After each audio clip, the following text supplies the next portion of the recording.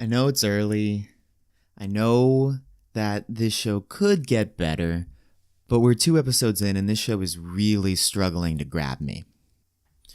This episode starts off where the previous one kind of left off. We have Otomi picking up her dog, and his name is Punch, just like the dog in Touch. And I actually remember reading this in the manga and laughing because the joke goes over pretty well. And it does not in the show. They kind of drag it out too long, and they over-explain the meaning behind it. And this is something the entire episode suffers from. There's a scene where the school band is playing the theme song from Touch, and that's over-explained. There's a part where the show is explaining the difference between how to say stepfather, how to say father, and how to say Toma's name. And there's another scene that explains the meaning of a doubleheader. And all of this is kind of bad, not just because it stops the show, but also because it doesn't need to be explained. There are some jokes in this episode that I didn't understand because they had a particularly Japanese sensibility to them. And I'm glad they weren't explained because that would have put a break on the show. Whenever something like that happens in a manga that the translator feels the need to explain, I'm usually okay with it because the translator's notes usually come at the end of the chapter or somewhere off to the side.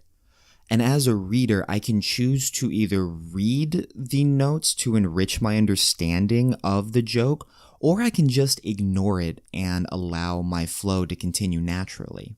But when this happens in a TV show, I have no choice but to be exposed to it. And this show does this way too much.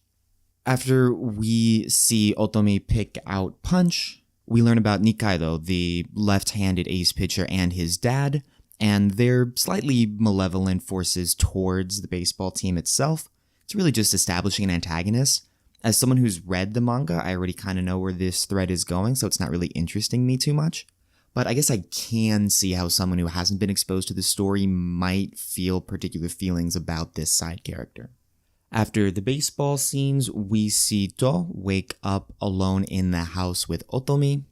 Otomi explains that Soichiro is out on a date, and Toma just kind of wants to leave the house and be away from Otomi. When Toma runs into Soichiro chastises him for leaving Otomi alone in the house, and there are peepers at the house that kind of justify his rationale for this. And this leads to the only really interesting part of the episode. When Soichiro chastises Toma, Toma has a flashback to one of his earliest memories with Otomi. They're all 5 and 6 years old, they're at a summer festival, and Toma notices Otomi looking at one of the prizes that she wants. So Toma takes out 300 yen, he pays for the prize, and then when he taps Otomi on the shoulder, she turns around, smacks the prize out of his hand, and kind of runs to Soichiro. But towards the end of the night, when the rest of the family is lighting fireworks, Otomi brings her stuffed toy that Toma bought her and then kind of curls up next to him. It's this very sweet and tender moment. And the reason why it's so good is because it doesn't have narration. It's not explained. It's simply shown to us, and we're not told what happens. The show will get better if it shows more scenes like this. Please do not tell us the action. Please show us the action. The second reason this show is not really grabbing me as well as I think it could is because the two leads, Toma and Soichiro, are kind of lifeless right now. Neither of them really smiles, they don't really get excited, they don't really get angry. And this is pretty typical of a shonen main character, the sort of non-feeling male lead with very little personality makes it as vanilla as possible so that anyone can attach themselves to that person. And to be fair, Touch does have this personality type in Tatsuya, but he also had a foil in Kazuya who is very vigorous and full of life and very happy to be compared against.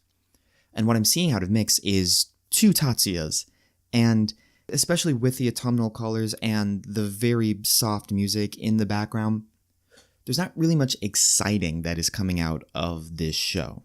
And that really needs to change, because if this continues this way, there is no way this show is going to cultivate a non-manga reading following.